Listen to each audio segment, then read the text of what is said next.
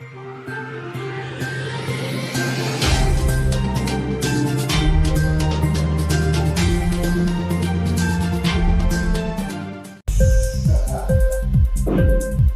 TV prime time news కి స్వాగతం.